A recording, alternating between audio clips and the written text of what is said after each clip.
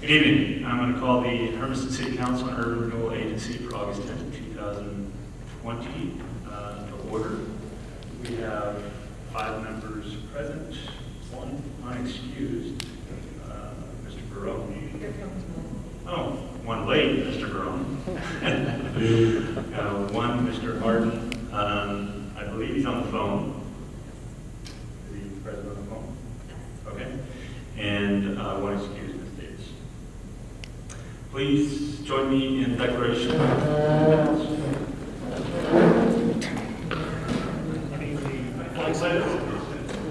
You saw the word declaration. I pledge allegiance to the flag of the United States of America and to the republic for which it stands, one nation under God, indivisible, with liberty and justice for all. Yeah, I'm glad we're not citing the Declaration of Independence this evening. My title only, please. Right, my title only. Leave it up to Gary. Mr. Smith, do we have any changes to our agenda this evening? No. Okay. So yes, is that Mr. Harden? Councilor Harden voting yes. All right, good to hear you, Councilor Harden. Hopefully you're doing well.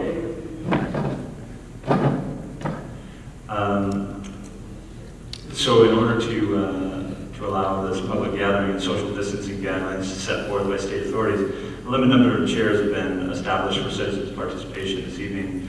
Those attending must also be wearing a face mask. The city will live stream the meeting tonight at the normal website, bit.ly/Hermiston YouTube.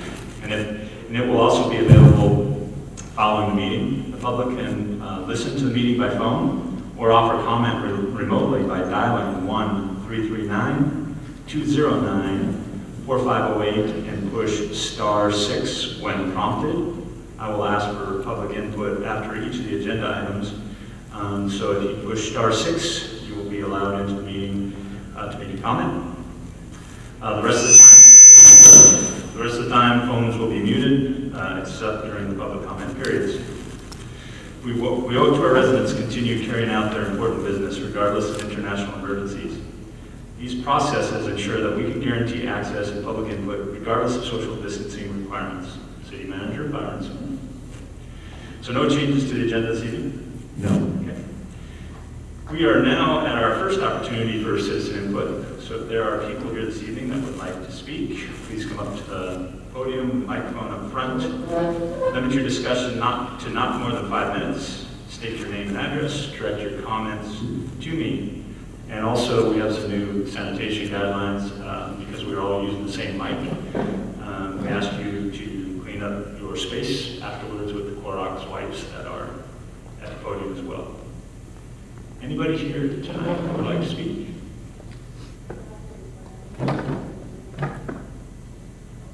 Okay. Is there anybody on the phone? Please press *6.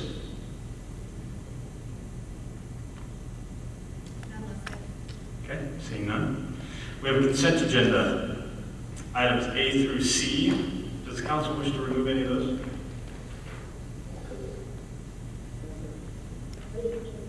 No? Okay. So can I get a motion to approve consent agenda items A through C? So moved. Second. Been moved by Councilor Gutierrez, seconded by Councilor Smith, that we approve consent agenda items A through C. Any public comment on consent agenda items? Seeing none, roll call. Yes. Yes. David? Yes. Councilor Harden, I heard you. Good job. Motion passes 7-0. There were no items removed from the consent agenda. Lily, I forgot to start this. Okay, we're recording now. Ordinances and resolutions. Resolution number 2163, authorization to execute and deliver a full faith credit financing agreement. Mr. Smith. Yes, so this is a proposal to authorize staff, this isn't working great, authorize staff to sell Hall bonds. Let's take this one. Is this working? Take this one. I'll put this back. So, this is the authorization for staff to sell bonds for the City Hall project. And there's a lot of legal ease in this resolution, but basically it allows the city, or authorizes the city to sell bonds that are backed by the full faith and credit of the city. And that means they're payable from lawful, unrestricted funds of the city. Designates either the city manager or the finance director to make the final signatures on those financial transactions, and it designates the bonds to be tax exempt. Now, the part I want to talk about most is probably the amount. We had originally talked a lot about a $9 million project cost, and as we approved last meeting, as the council approved last meeting, there was about a 15% increase on the cost of the library renovation.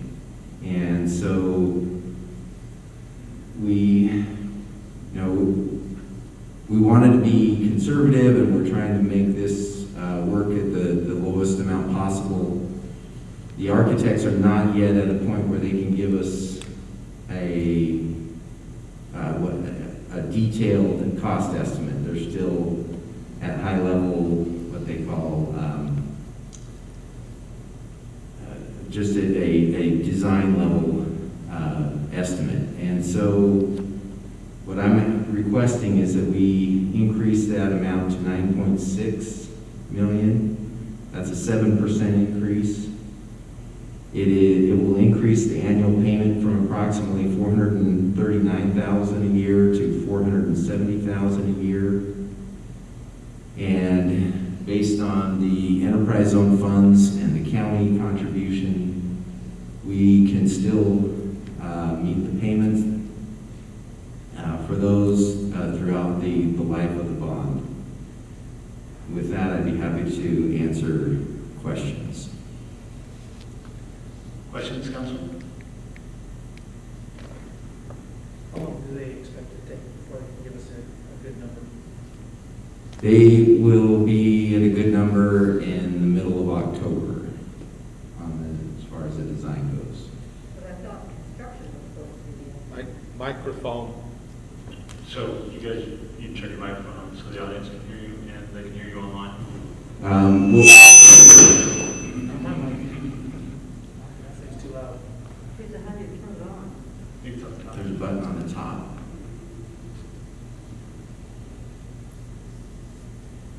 There's right now our estimated construction start date is the middle of November.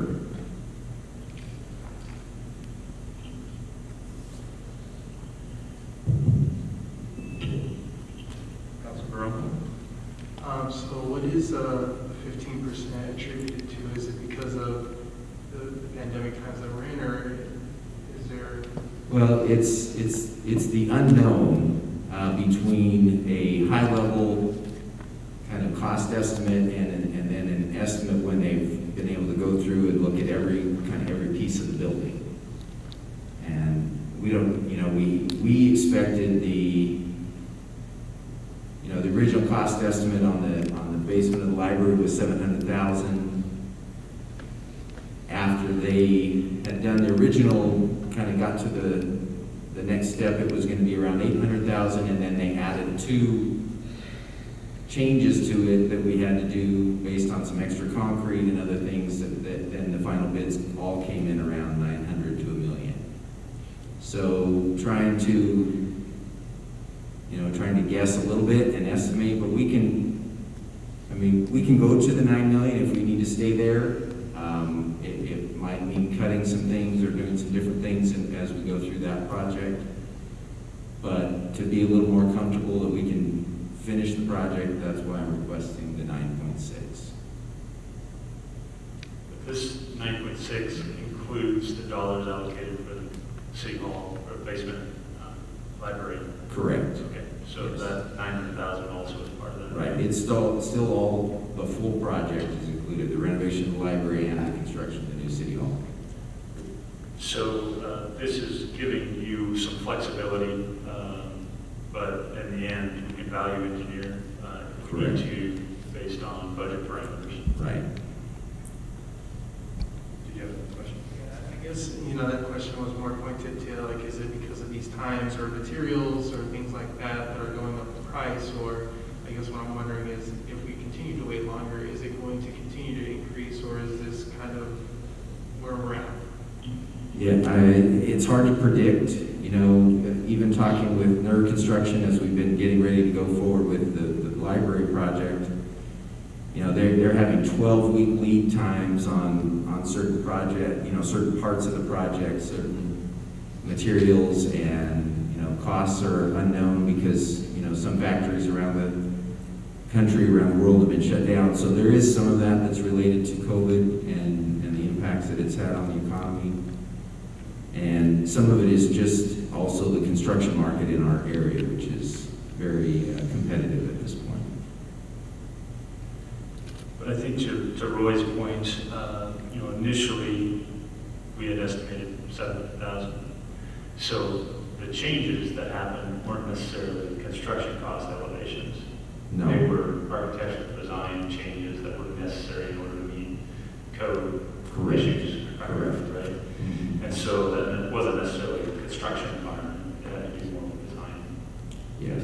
So we don't know exactly on the City Hall project, same thing. We're going to run into some unique challenges, some code requirements, demolishing an old building. That's right. You never know what you'll You find. never know what you're going to find once you turn that dirt over as well. And so this does give you a little bit more flexibility to accommodate for that change. If we stick to a hard number 9, then it doesn't give you flexibility over that. Is that accurate? That's correct. Thank you. So the 15% increase you saw wasn't necessarily, because if I remember correctly, the architectural estimates at the end, it was actually came in under bid. Yes, Under we what were the under the estimate. So,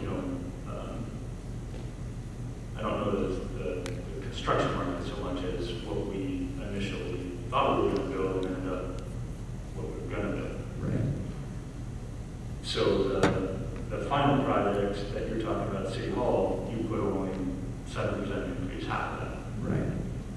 And is that something based on architectural recommendations? The architect said, hey, this one came in this high, maybe we should go. I mean, they're not even far enough down the road to say a percentage, but they were concerned about just finding some of those design items as we get further in, and so they expressed a little concern. But they'll design to the budget that we presented for them. So Yeah, I do think we have some concerns and questions that we'll have to figure out too as we go forward with construction, because even in a funding project, we're 3 months behind. I mean, obviously the pandemic opened up right when we started to go out for design of this, and there was some contractors that were building parts of the equipment in the project, and the toy structures actually physically shut down for months. right. So that delayed the project significantly. Hopefully, as our economy is opening up around the United States, we won't have as much delays, but probably will have some of that as well. Right. Other questions? No? Council Turner? No? No questions? Okay. Councilor Harden, did you have any questions?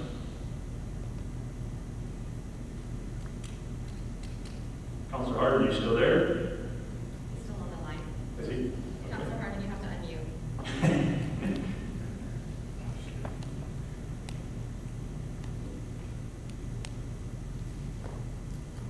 Okay, I'm not hearing him. So we have action, proposed action is a motion to approve resolution 2163 and lay it on record. So moved. Second. Then moved by Councilor Barone, second by Councilor Gutierrez, that we approve resolution 2163 and lay it on record. Public comment. Anybody here like to speak to this one? Okay. Anybody on the line that would like to speak to Resolution 2163, please press star 6.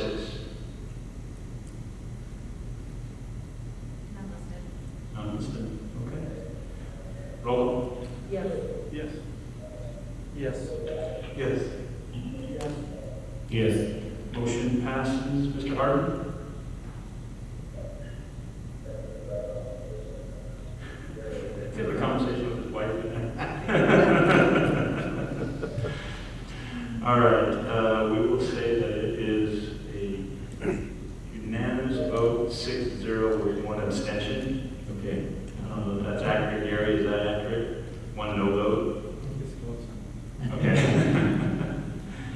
Motion passes regardless. Okay, resolution number 2164, park plan adoption. Yes, so I believe, Mr. Fetter is on the phone. Okay, now it's 7-0. Thank you, Councilor Harder. Council, good evening. Can you hear me? Yes, hello, Mr. Fetter. Okay, are we ready to go? Yep. All right, joining me tonight is Colin MacArthur. He's the project lead consultant that helped put this draft together. Before you tonight is the Park and Recreation Open Space Plan update. You may recall council had a workshop on July 27th where we reviewed the summary findings of that comprehensive report. This plan will replace the Park Master Plan of 2007. I just want to remind you that this plan is intended to be visionary, inspirational, and provide alternatives and partnerships to create new park facilities and recreation programming. It includes things like the Health and Wellness Center. We've identified as a high priority heading to quality of life here in Hermiston. This plan is unique in that it involves extensively the Hermiston School District partnership who assisted in the development of a portion of this plan to look at cooperative opportunities to develop facilities jointly. This plan intends to outline opportunities over the next 10 to 20 years. It's a long list of capital items. Council, this does not commit you to any one of these programs. The budget process will commit us to development over time. And there may be other opportunities that arise along the way as well. So this plan is intended to be a roadmap, inspirational, and give us the opportunity to develop our park system deliberately. So with that, I'd be happy to answer any questions, and so would Colin MacArthur. Thank you, Larry. This is what you presented at our work session last meeting, correct? I'm sorry, was that a question? Yes, I said correct. This was what was presented at our last work session? Yeah, it was actually, I'm still not hearing the question. I know you're speaking there, I'm just not making out the question. it was actually 2 meetings ago, but yes, this was the same plan that was presented. Okay, City Manager Smith answered the question for me. So this was a process that took a year? Is that accurate, Larry? Oh, no. Yeah, a year to 18 months, it was long. Okay. And multiple people participated in it. I believe we had surveys that we went out to the community, asked what the needs were. Yeah, surveys, public input sessions at various events, lots of attempts to try to get public input. Okay. And if I remember right, I think, was it this project that said they haven't seen as much public participation in a project before as in this project? Right. There was a huge turnout. Consultants felt like this was a much greater turnout for public participation. Yeah, which is awesome. I wanted to specifically thank the community for their participation in that process, because the more community members that we have engaged in the process, the better project we will get, and hopefully will be well supported by the community as well. And so, like to thank each of those members of the committee, as well as the consultants that led that project and trying to identify people within the community to participate. So I think a big applause goes out to them for sure in participating. Are there other questions, comments about the park adoption plan? Jackie, you sat on this committee, right? I did. It's a very good, all-inclusive parks plan. It's got a little bit for everybody. And the ability to put in more if during our course of time, about 20 years or so, if we come across things that we would rather have, other upgrades, downgrades, it's all available. Okay. And I think there's some financial costs that have been identified in here and plan pathway forward as far as identifying those. But it identifies the costs and it gives us an opportunity, and it kind of lays out the time frame for each project, you know, by 7 years, 7 to 10, things like that, to give us an opportunity to plan for it in our budgeting and maybe line up grants or different opportunities to fund the projects. But we're not committed to being. Correct. Well, if you don't know where you're going, often aren't gonna, you're often gonna hit where you want to be. So, you know, having a plan in place and a target to shoot for, I think, is wise. It's working well for our capital construction or improvement plan for water and wastewater, as well as our street plan.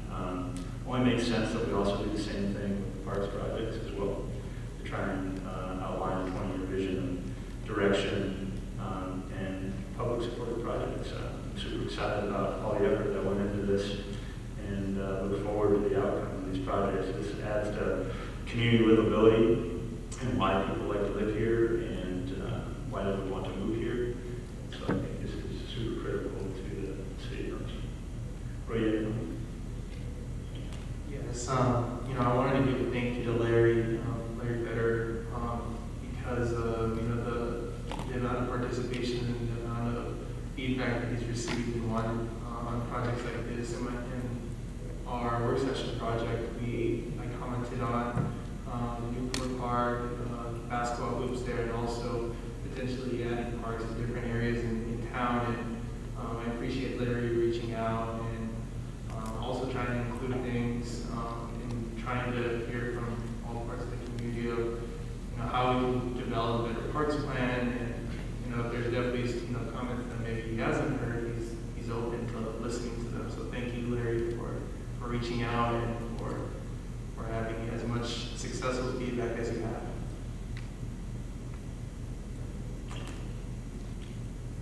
others? Yes. I also just kind of want to echo what Councilor Barone said. I particularly appreciate both the plan that the committee, Larry and Mr. McCarter put together. I'm particularly excited about parks in areas that, especially on the east side of town, where we don't have everything. I'm excited that we've got more expansion, that it's more accessible, and will be parks virtually within just a few minutes of pretty much anywhere most people live in Hermiston. I think that's a fantastic idea. The placement of the parks was a big focus of our group. That's how we started our process, really, was where we were lacking, trying to make up for that. You're right, it's a multi-year project, because I remember us starting back when we were trying to do a survey of what we currently have, identifying the areas of weakness within our system and trying to identify those population pockets that didn't have walkable access to community parks. And also, I think part of the process was, communicating with developers on, future park development, that when you bring in housing, we also have parks that are necessary and need to be a part of the livability of the community. And so that's starting to happen already with some of our new housing development. Where the development will be was another big, question mark. Yep. In the beginning, but, a year and a half later now, we are targeted a little bit closer to some of that. I'm super excited. Any other comments? Mr. Harden, are you still there?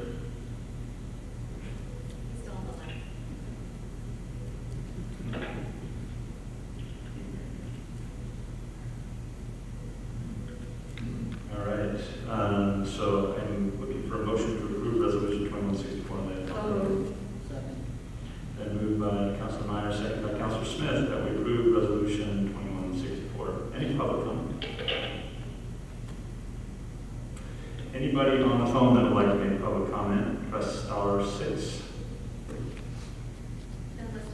Okay, can I get a roll? Yes. Yes. Yes. Yes. Yes. All right, I think that's a yes from Councilor Harden. Motion passes unanimously, 7-0. All right, green property strategic surplus plan, Mr. Smith. Yes, I'll have Mr. Morgan walk us through this. Yes, good evening, Mr. Mayor, members of the council. This evening, we're going to be talking about a proposal to surplus or essentially dispose of to the private sector approximately 8 acres of property that the city owns in the northwest quadrant of the city. So the proposal is to advertise approximately 8 acres of what we refer to as the green property for development, specifically looking to target development somewhere along the senior housing spectrum. So for a little bit of context for folks in the audience or watching online, this is overall aerial of the city. This is Highway 395 through there, Walmart, Home Depot. Here's River Road, and this box outlined in red is the green property right next to the Hermiston River. This is an aerial drone photo taken of the property back about a month ago, looking to the west. This is Northwest 11th Street. There's the Umatilla River. Here's the city's recycled water treatment plant. And ironically, the green property is basically everything that is brown that you can see there. The parts that are green is right through here. This is the Hermiston Irrigation District owns the Hermiston Drain property. They have a 30-foot easement.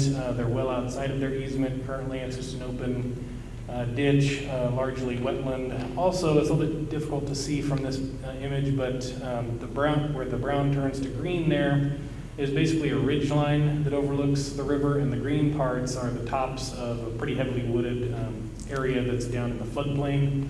There's about 3 or 4 acres there that are part of the property that are in the floodplain that front onto the river, but it's pretty steep drop down to the river from there. So the property itself is about 20 acres. As I mentioned, it was acquired in 2005 for $420,000 from the Green family. At the time, the property had a single-family home and a couple of shops and outbuildings on the property. Those have all since been demolished and removed through the process.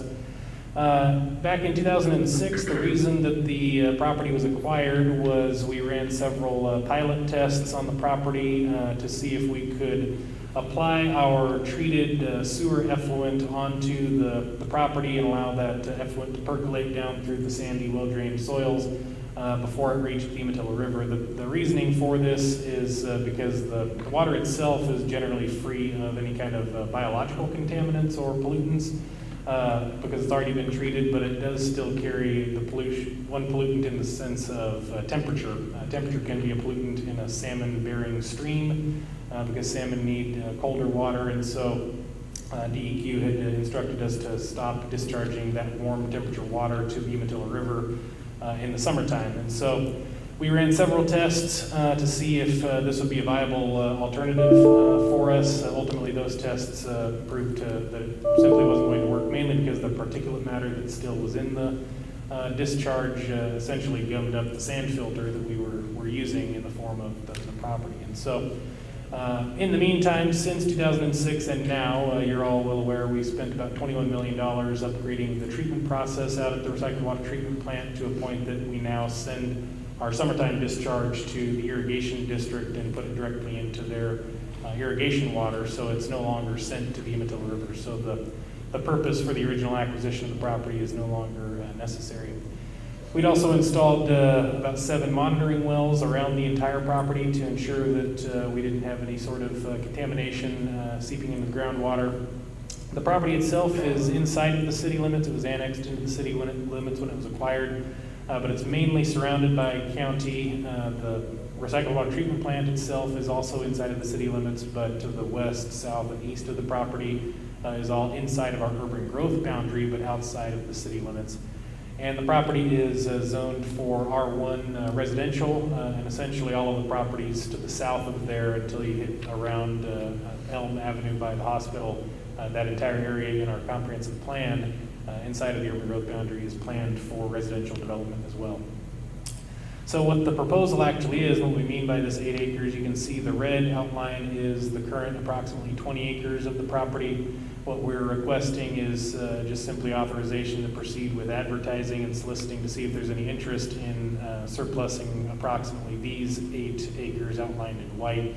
I'll get into a little bit more in a little bit, but you can see just kind of that general development pattern is just simply more of a fit test to see what could fit potentially on a broad scale on that 8 acres. And so generally what you can see here is a 2-story, 90,000 square foot assisted living facility and the associated required parking, 50-foot wide street right of way, and 14 3,200 square foot homes that would be could be utilized as 28 duplex residential units.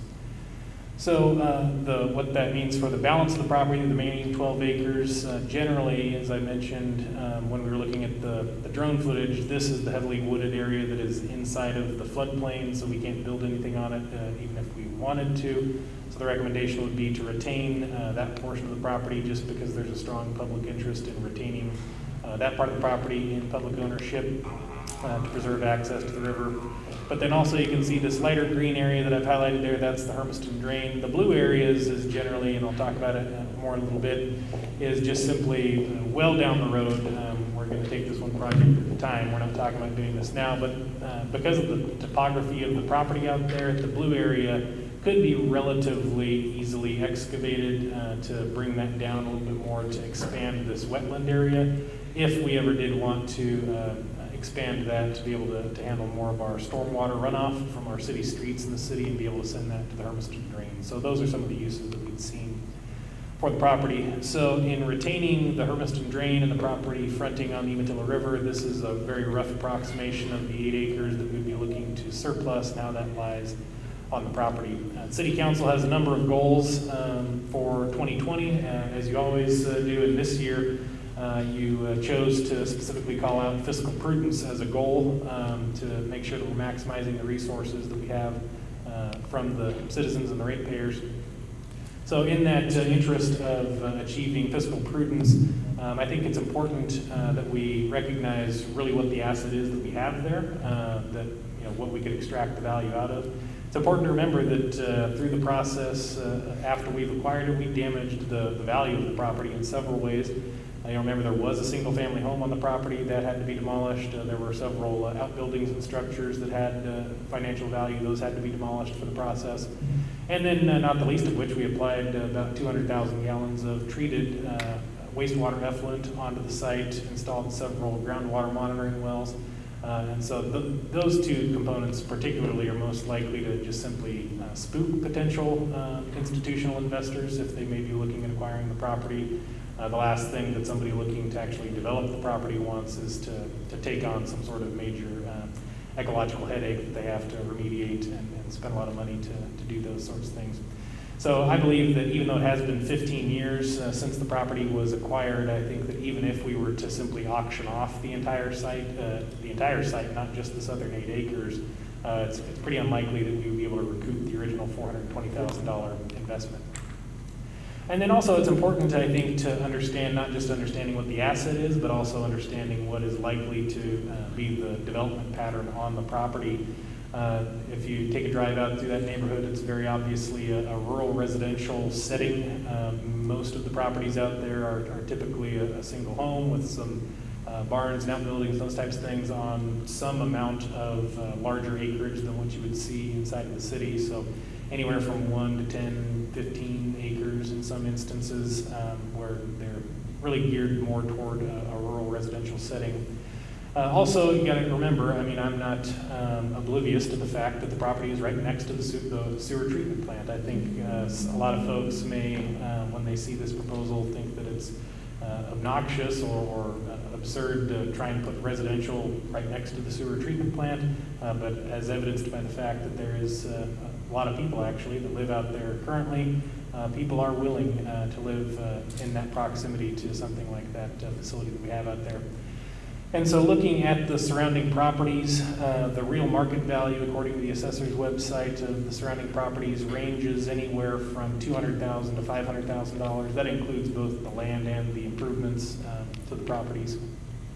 So the most likely development pattern that we are likely to get, if we were to just simply, put this out there for auction and say whoever's the highest bidder, go, you've got it, we'd most likely, I believe, end up with just a single home, a barn, and maybe some other improvements for some, horse riding or, those types of things. And so really, I think even if we were to auction off the entire property, that's most likely what we would get. And I think the reason for that is, as I mentioned, institutional investors, if they're looking to develop the property for profit, they're looking at what the revenue is going to come in off of each acre that it is that they're purchasing. And so they simply aren't going to be able to develop something like the Hermiston drain, or they're going to have to put in really costly mitigating efforts like piping it and those types of things. And there's just simply no way that they're going to be able to recoup any revenue off of paying for those 3 or 4 acres fronting on the river in the floodplain. Meanwhile, what I think you would really likely see is you'd have some potential purchasers who would just be thrilled to be able to obtain 20 acres of property, have kind of their slice of rural living right adjacent within a couple minutes of the relatively urban amenities offered inside of the city limits. And so I think they would probably pay a premium, frankly, to have that Umatilla River frontage and those types of amenities, whereas the potential development community sees that as a liability and not an asset, something that they would be bidding on. So when we look at what the potential financial return would be for the property if we were to just simply open it up and take whatever the highest bid is, we have to take into a number of things here. I looked at, again, on the assessor's website, the average real market value for 18 properties nearby to this property, very similarly situated in proximity to the recycled water treatment plant. For properties inside of the city limits like our property is, and that have water and sewer utilities immediately adjacent to the property like our property does, the average price per acre comes out to about $43,000.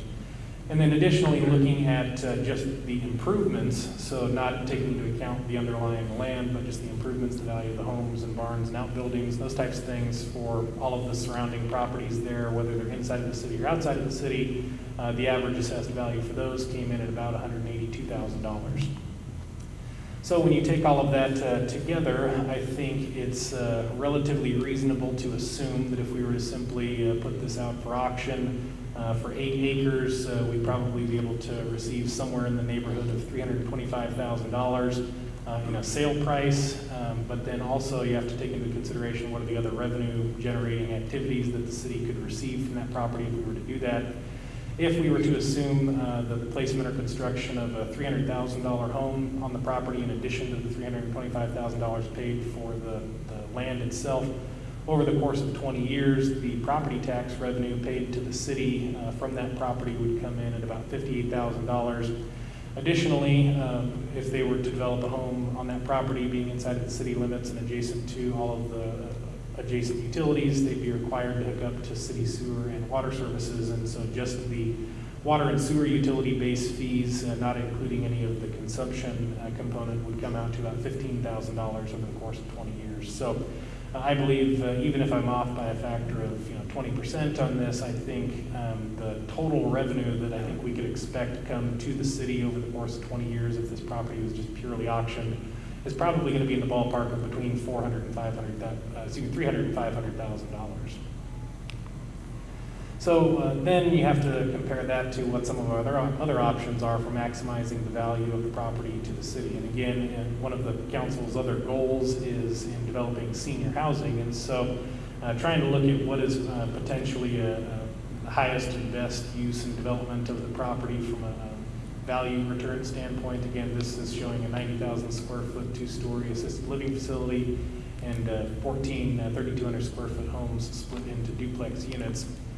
And so this assumes purely giving the property away for free. And so this is based off of the razor and blades pricing model where you give away a dependent good such as a razor blade handle, but then you leverage that to generate recurring profit in the future by then selling the supporting good, i.e. the disposable razor blades. So that's a pricing model that's been around since the early 1900s, pioneered by the Gillette Corporation to great success. And this is a pricing model in theory that's been around in the finance and economic world for quite some time. It's had a lot of research done on it, and the major threat to that type of a pricing model really only comes in the form of when you have competition for the supporting good that you're providing. So in the instance of razor blades, if another manufacturer comes along and is able to manufacture a blade that fits your handle perfectly, then all of a sudden you're competing with a competitor on the price of your razor blade.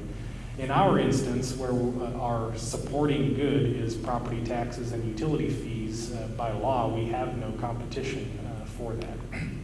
So in this instance, if we were to simply give away that property in exchange for somebody committing to develop it to a pretty high standard from an intensity standpoint, I think we could see upwards of $7 million in assessed valuation built out there. Looking at the existing assisted living facilities in the city already, the average assessed value is in the ballpark of around $3 million. Additionally, 28 duplex units across 14 structures based off of recent new construction duplex units in the city would be also in the ballpark of around $4 million. So again, using the razors and blades pricing model, if you simply give away the land for free over the course of 20 years, if we assume $7 million in assessed valuation, that would be a return to the taxpayers of the city of about $1.1 million. And then additionally, on the utility-based fees, again, not assuming any of the consumption, which would be over and above that at $1.8 million, the net return to the city after giving the dependent asset away for free is almost $3 million. So on additionally, the city council's goal for housing, it's pretty straightforward as far as one respect, that simply giving away the asset for free in exchange for somebody developing housing is one direct way of developing housing and stimulating additional housing growth. But I think probably that's the smaller benefit in terms of housing development and stimulating additional housing. The real benefit is in the sense that, like it or not, we are in Oregon, and Oregon has very strong urban growth boundary laws. And so what that means is if we want to be able to develop urban level services and develop down some of these properties like the one across the river that are high value farmland, we have to prove that we've filled up our existing urban growth area that has been set for us almost 50 years ago now. And so we have to grow into that before we'll be allowed to expand our urban growth boundary. So this image I like because this is looking to the south-southwest. You can see the Hermiston Butte in the background, the balance of the city over there. The northern boundary of the urban growth boundary is approximately in line with where the drone is flying here. You can see the Umatilla River, which is also the western boundary of our UGB. And you can see projected on the property, this is again a very rough approximation of the property that would be given away. If you drive out into that neighborhood and you come down Northwest 11th, it can feel as though it's already somewhat broken up and developed more so than other rural areas. But once you get back to what I consider to be second tier lots off of Northwest 11th, you'll see that there's actually quite a large number of relatively large properties that are otherwise fairly developable. And just they've kind of been waiting for development to come out and reach them. And so I believe that if we were to just simply write this area off and say, oh, well, it's right next to the recycled water treatment plant, who would ever want to live over there? When it comes time to expand the urban growth boundary, the state doesn't really care if we have too high of standards and don't want to develop something next to the recycled water treatment plant. And so what this project, I think, is really about is creating something of a spatial and psychological barrier between all of these properties to the south and the recycled water treatment plant. And so having essentially a subdivision and a large institutional development out there really sets the tone just psychologically and physically when you're out in that neighborhood, that it really creates a barrier between you and the recycled water treatment plant, which I believe will drive up the value of development potential for these properties to the south, and again really set the tone and attract some interest from other developers who now would realize and not feel like they're being the first ones building right next to the recycled water treatment plant. Now they'll see a 10-acre field and say, okay, I can put 40 houses on that property now. So that's really a lot of what this project is about. It's about setting the development tone up in that part of our urban growth boundary, because as we've set out with our Northeast Hermiston Water Tower project, we're trying to, again, infill our existing residential lands. And so I think we've got probably 10 to 20 years of additional development potential up in that northeast quadrant of the city. And so doing something like this is really setting the stage so that then all of a sudden we don't experience a major drop-off in housing development 15 to 20 years out in the future, because nobody really wants to develop out here because the tone hasn't been set. And then also one of the council's major goals for 2020 is economic development. And this is one of the things that I really like about this project. The economic development aspect here is in senior living and stimulating healthcare jobs. Elder care is a growing industry. I think a lot of folks have read and seen a lot about the silver tsunami from the baby boomers as they've done through their entire lives. You know, the public institutions have had to make way for a large population coming through the pipeline. Whether it was elementary schools or colleges and all those sorts of things. And so as baby boomers age into a point where they need some additional care, there's going to be demand for additional healthcare jobs to provide that. And senior care, by its definition, is very labor intensive. And so those types of jobs, you know, something like in an assisted living facility, I understand a lot of those are going to be things like you know, food preparation and cooking and cleaning and kind of lower skilled healthcare type positions. But I think an additional one that's difficult to really point to directly is something like a spin-off inducement of some higher level medical professions, because if we're able to basically attract an additional 120 seniors to live in Hermiston and seek those services, you basically added a large contingent of demand for medical services, because the elder population tends to access healthcare at a much higher rate. And so you may have an existing medical services provider in the city that may have been considering whether or not to expand into a certain line of business or not, whereas currently it's maybe provided up in the Tri-Cities. Just continuing to add that type of demand can help induce some of those additional provisions in the community. And then additionally, livability for working professionals. Millennials generally tend to be the children of baby boomers. And so as millennials' boomer parents reach an age where they need additional care, that's going to be occurring right when millennials are reaching their prime wealth building years. I think millennials are currently defined as being between, I think, 25 and 40.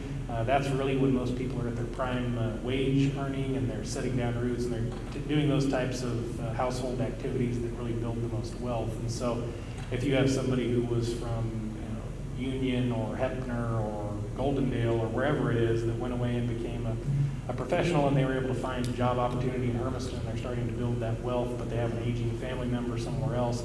Adding these types of amenities to the community just gives that working professional more ability to stay here and not feel like maybe they need to seek new employment in like the Tri-Cities or someplace like that, where they can bring their aging family member with them to another living facility, because there may not be as much in Hermiston currently. So before we look at surplusing the property, you always want to consider what potential alternatives the city could use the property for. The last thing we want to do is get to a position where 10 years down the road, all of a sudden, we realize that we really could have used that property. So I already mentioned a couple of those alternatives, with just ensuring that we continue to have future access to the Umatilla River, and as well as the potential use for wetland stormwater treatment area there. But originally, looking at the overall property itself, you'll remember the original purpose of the acquisition is now obsolete, since we've upgraded the treatment process and send our summertime discharge to the irrigation district. And then additionally, I think one of the biggest questions is, we never want to shoot ourselves in the foot and strangle our own development. And so what kind of capacity does the recycled water treatment plant currently have? And would we need this property to expand on into the future? And so the kind of a generous assumption of how we're operating at the recycled water treatment plant is that currently we're operating at somewhere less than 50% capacity. For most of the components, it's more closer to 30% capacity, but worst case scenario, we're at about 50% capacity of the recycled water treatment plant in its capacity. But then additionally, the recycled water treatment plant has quite a bit of property to the north of this, which is also actually downhill of the property, which has a lot of benefits in the sense of reduced pumping costs. But the remainder of the recycled water treatment plant property itself, we're currently only using less than 50% of the property as it is. And so when you recognize the fact that based on our existing capacity and the area that we have to expand out onto, we feel very strongly that the current site that we're on is easily capable of handling a population of more than 72,000 people out into the future. And then also, for a sense of context, Portland State University does population projections for the state and all the cities and counties. And back in 2016, they updated Umatilla County's population projections and provided a 50-year projection. And so Portland State University projects that Hermiston's population 46 years from now, in 2066, will still only be about 41,000. So I don't think that we're going to be in a position where we want to hold the property for potentially 100 years. We may not even really have the recycled water treatment plant in that location anymore 100 years from now. I already mentioned the potential for utilizing the adjacent property for stormwater treatment. Again, that's not an immediate project that we'd be looking at, but that's more just holding that portion of the property in reserve, so that could be a potential option for us in the future. And then additionally, a major one that we put a lot of time in looking into was its value as a recreational amenity. I mentioned before the overlook on the Umatilla River is a pretty steep and high bank, about 20 to 30 foot bank. Really makes the river more or less inaccessible from this ridge line there. And again, it's pretty heavily wooded, and so I don't know what our ability would really be to do much logging down in there and really generate a lot of that access to the Umatilla River. Also, the topography of the property itself is poorly suited for something that is a really large plain that needs to be flat for things like sports fields. You can do moving the soil around for doing smaller type placements like individual houses, but for something that needs to be very large and flat, it doesn't set up well for sports fields. Also, you just approved the Park and Recreation Master Plan that we've been worked on for quite some time, and this is something we've known for even before we started working on that update, is about 70% of the park's acreage that we have in the city already exists on the west side of the city. There's a real lack of park's acreage on the east side of the city. And then also just kind of where the property is situated up there, kind of in a corner by River Road. It's sandwiched in between the Umatilla River and the railroad branch line that runs through that area. So you're really not going to be getting kids from the subdivisions over off of like Theater and Gear and that area. You're not going to get them walking across. I hope you won't get them walking across an active rail line. So most of the access to the property would be by vehicle anyway, until it develops out up in that area. And so also the proposal as it stands now still allows for quite a bit of passive park use potential up in that area. There's a lot of examples of wetlands just existing as open space, passive park area, and even though it is in a floodplain, I think there's still some potential use for that property fronting onto the Umatilla River. So with that, I hit you with a whole lot of information. The action that we're requesting of you this evening is simply, it's equivalent to just saying, sure, go ahead, let's put a for sale sign in our front yard and see what kind of interest we get.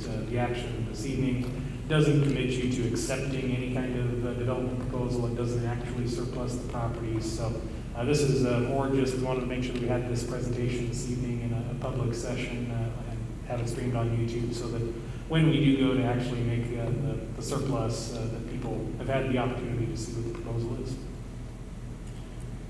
Thank you, Mr. Morgan. That might be one of the longest presentations you've ever done. Yeah, I can aim to please. Very complete.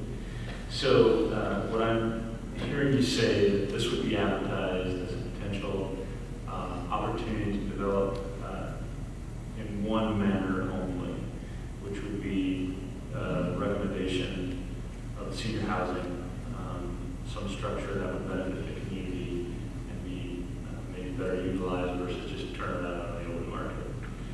So any approval of a sale would have to come back in front of the city council anyway.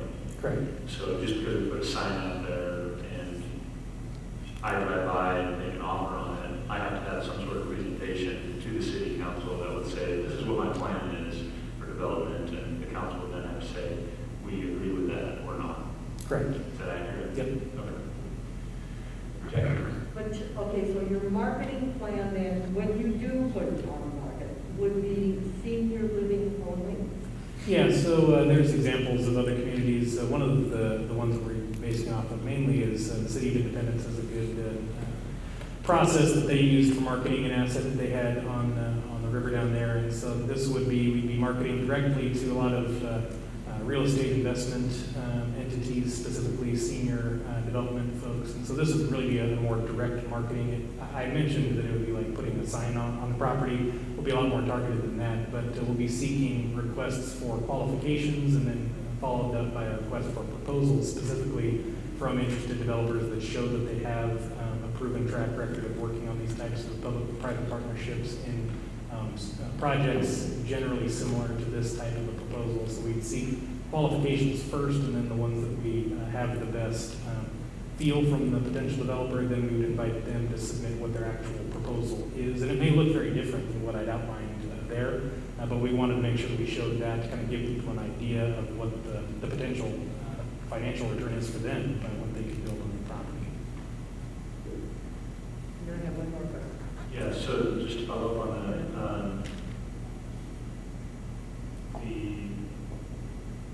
the proposal, we would have some sort of string attached. Yes. Some sort of price figure attached that said, if we give you this property, you will develop this, or you owe us this amount of money for the property back. Yes, and that's again where we're borrowing a lot of that from the City of Independence, where at the end of selecting the proposal, whatever the winning proposal is, that's when we would have an agreement that says, okay, this is how you're going to develop this property, and if you don't, then that's where we would get the compensation in exchange. Question? And then nothing that the city has done out there, the water on the ground, that has not unduly damaged that. Yeah, so right now we have Anderson Perry doing a phase 1 environmental. They completed that, and it generally says that no, there isn't any major contamination that would be any cause for concern.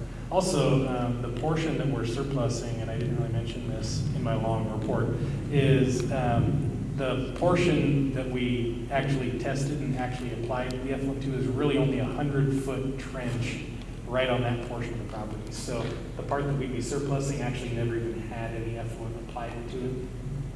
That's what I thought, but it doesn't seep into the. Yeah, and that's why we had the groundwater monitoring wells. There were several groundwater monitoring wells, and out there was obviously extensive analysis done on the property prior to doing that, and just in general, the flow of groundwater heads toward the Hermiston Drain and toward the Uinta River. So. Thank you. Council questions? Okay, so we have an action in front of you. It's a motion to direct staff to advertise the southern 8 acres of green property to maximize financial, economic, and community development return to the city. Can I get a motion? So, Second. Been moved by Councilor Hermer, seconded by Councilor Myers, to approve or to the motion to direct staff to advertise southern 8 acres of green property to maximize financial, economic, and community development return to the city. Public comment.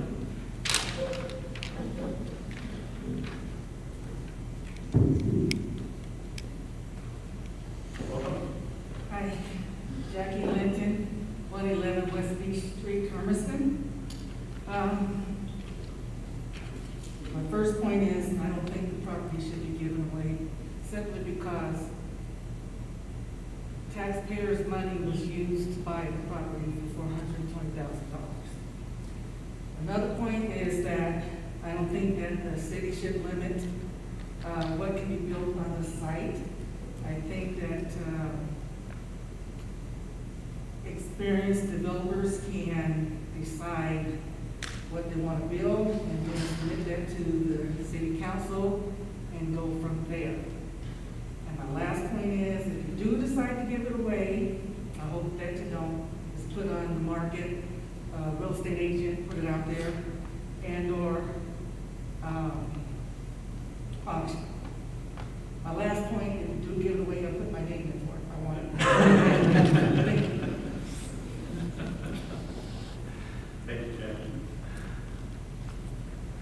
Others?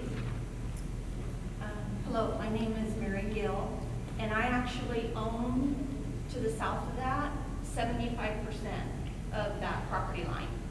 I live off of McConnell Lane, and I own 10 acres of that green space directly south.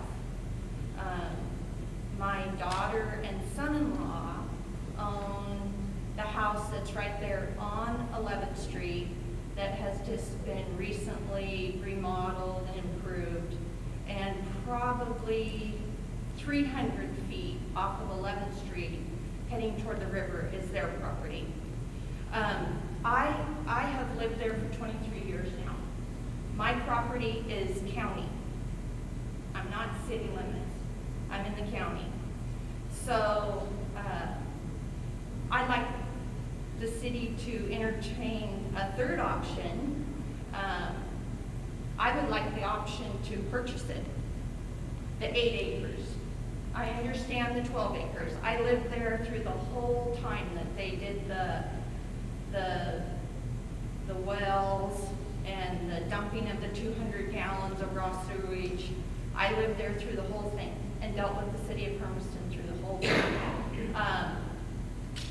I'm not going to be moving. My other daughter lives directly to the west of me, and just a little smidgen of that property that you have there is on hers. So there's 3 families there that border that whole thing. We would love to possibly have a chance to put an offer to purchase it.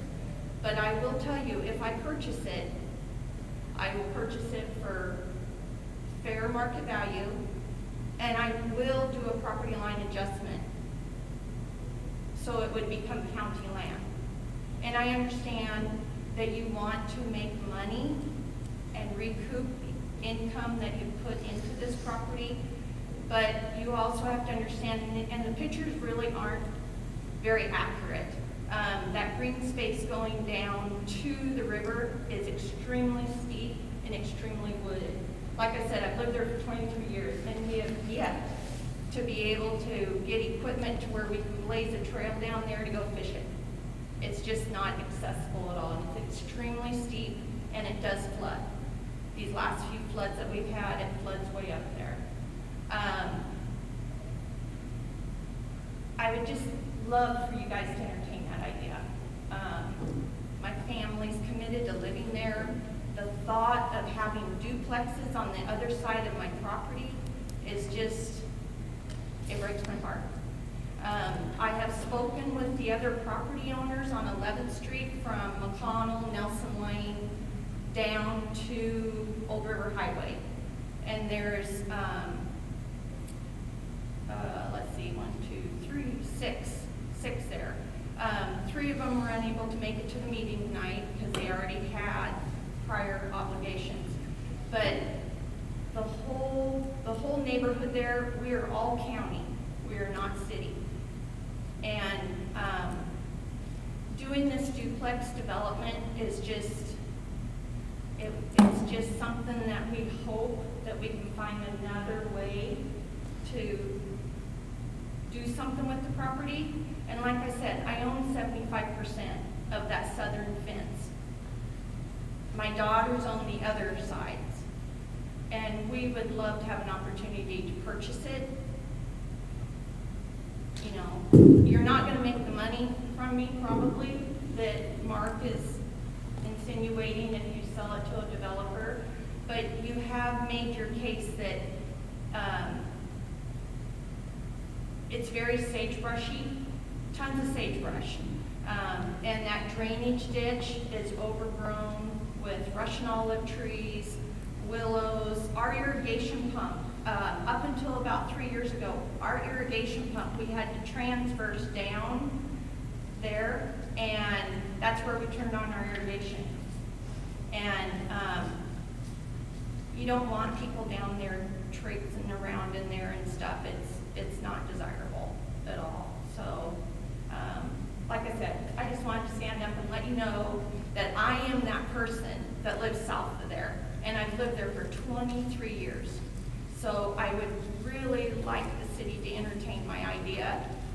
I do understand, I'm a business owner here in town. I've been a business owner there again for 20 years. I understand economics, but this just really breaks our heart if this is something that the city plans on doing. So, thank you. Thank you, Mary. Others? Okay. Yes, sir. Yeah. What's the long presentation? So right now, what we're going to make, Can you turn your microphone on now so we can all hear you? we want to make the decision that we put this place to sell. And later, somebody comes with a proposal, we will still come back to the city council. Correct. Okay. Yes.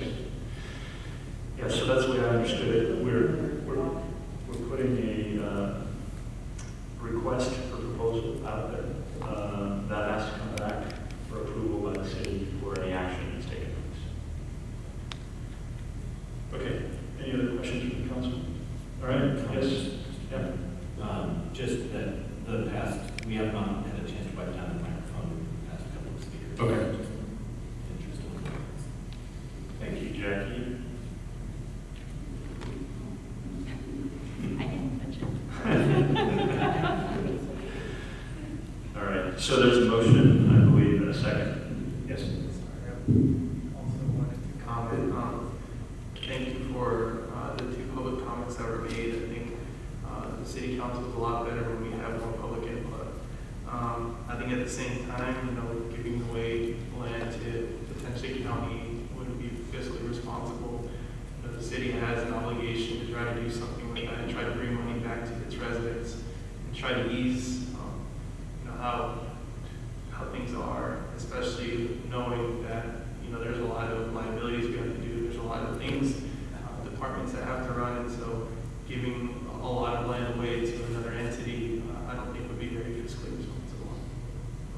I do very much appreciate the comments. I think as a community we grow more, and as a council we learn more when we hear public input.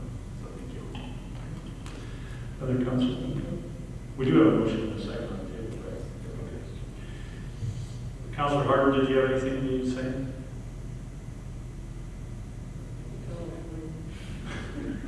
Still there? Okay. Let's roll call. Yes. Yes. Yes. Yes. Yes. Councilor Harden?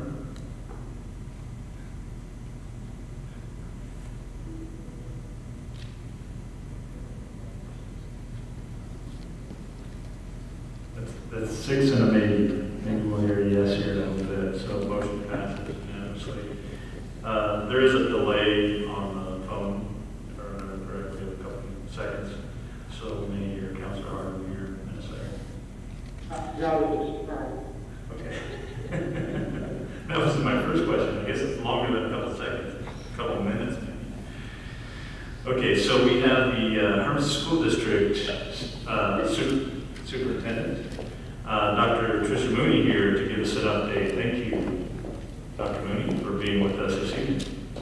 Good evening. Thank you for having me. Just want to provide a few updates to the City Council. The first is that last month when I was here, we were talking a little bit about the naming process for the new elementary school that will be on Theater Lane. And we will be sending out a survey with 3 options for names. We did do an initial survey, and in the initial survey, the overwhelming response is that elementary school should be named after a geographical site or feature like Rocky Heights. We got a lot of feedback that the school should be reflective of the demographic and culture of our community. And so we went back and did some reworking with the names that were suggested. And what we will be putting out in our survey for community feedback, the 3 options are Artemisa Elementary School. Artemisa translates into sagebrush, but Artemisa sounds a whole lot prettier, I will say that. Loma Vista Elementary School, which is Hillview, roughly, and La Senda Elementary School, which is the pathway. So those will be the 3 options that we will go out to the community to get some feedback, and then ultimately the board will choose a name for that new elementary school. But we do feel, and the board feels definitely that demographic and culture in our changing population.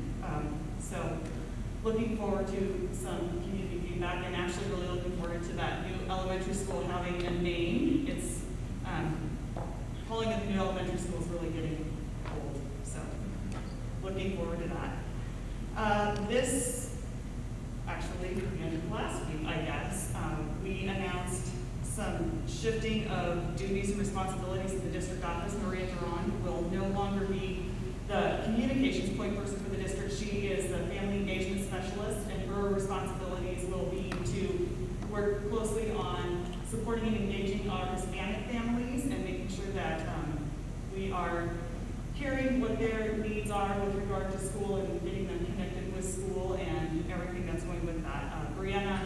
Maria will be shifting into the point person for district communications, but really excited about the opportunities that we have to connect with our families with Maria shifting her areas of focus. And really, she has been working very hard and putting in a lot of hours for communication, but the ability for her to be able to really focus on our Hispanic families and engaging them in our community, we will definitely benefit from, and so will our families. So really looking forward to that. The other thing is that we did announce, a couple of weeks ago, based on the demographics and the metrics and guidance from the Department of Education, that we will be starting the school year with comprehensive distance learning. Tomorrow, the Department of Education will come out with a new updated set of guidance, and so I anxiously await what opportunity that will provide for us. We also have heard and understand that childcare is a definite issue in our community as we look toward the start of school. When schools originally were closed in March, the school district applied to be an emergency childcare site through that application process. What we were saying is that we were standing ready should our medical professionals, frontline workers need childcare to be able to report to work. Feedback from the early learning department was that they did not need us to provide that service, so our application has been on hold, if you will. And at this point, the early learning department has not yet released any guidance around childcare. So we're hoping that that will come out at the end of this week. The date that I was originally told was August 15th, which is Saturday. I'm really hoping that it at least comes on Friday, so we have the weekend to digest that and figure out how we're going to use that information going forward. So at this point, we are kind of on hold with regard to childcare, understanding what that does, the impact that has on our community, definitely, but the guidance from the Department of Education says that schools can't have kids in them. So it is definitely a conundrum that we're in, hoping that the guidance from the early learning department will help us move forward in a pathway that will be beneficial to all of our families as we work towards starting schools, opening schools in a way that no one ever has. So I guess those are my big things. I'm open to questions. A couple different questions. Activity and athletics completely out for the fall. Not going to start until, is there a metric? You have to meet before kids can do activities in athletics? So we're in an interesting spot in that the Oregon Department of Education works with OSAA and we play in the WIAA. They have different sets of guidelines and metrics, and we're anticipating that this week the OSAA will release some guidance depending on what it is, even though the WIAA might allow that to happen in Washington. We could be prevented by the Oregon Department of Education. At this point, we know that best case scenario will be pushed back to some later seasons, but we are waiting for the guidance on that. Thank you. Also, the metrics that our community has to meet, and I think most communities across the state, can you maybe describe that so that we could either do it as some sort of hybrid model or a full in-person model again?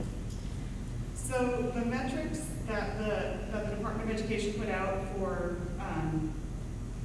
school districts, basically, they based them on county. When the initial closure happened, we were told education is a state level service, and so it's not dependent on, it's not tied at all to your county. It's not tied to what phase your county is in or any sort of county guidance, which in March would have been great news for us because we didn't have the cases and our students could have had it in a full school year. Unfortunately, that has shifted, and the metric that was most recently released would says that your school district cannot be in a county that is in baseline. Our cases per 100,000 have to be 10 or below for us to be moving toward face-to-face. And just to give you some perspective, today the Oregon Health Department released the updated guidance along those numbers, and our goal is to be 10 or below. Right now we're at 361 per 100,000 according to the Oregon Health Department metrics. We also have to be 5% or below in our test positivity rate, and the numbers released today put us at 20.2%. So we are a little ways off from being able to move into any sort of hybrid. There is another metric that there can be some wiggle room, if you will, and some exceptions made for small groups of students, EL students or special education students. But even at that, we have to be, the most recent guidance, we have to be at 30 cases or below per 100,000, and again, we're at 361. So at this point, with the guidance we have, we're a little ways off from being able to offer anything in person for our students, but tomorrow there will be a new round of guidance, and I'm not going to lose hope. So the 10 per 100,000, that's a weekly number. The 10 per 100,000 is in the last 7 days for the last 3 weeks. And I don't know why they say it like that, but it does say for the last 7 days, for the last 3 weeks. So you have to have So 3 weeks consecutive, 3 weeks in a row. Yes. 3 consecutive weeks of Yep. 10 or less cases. When was that last? March? Probably.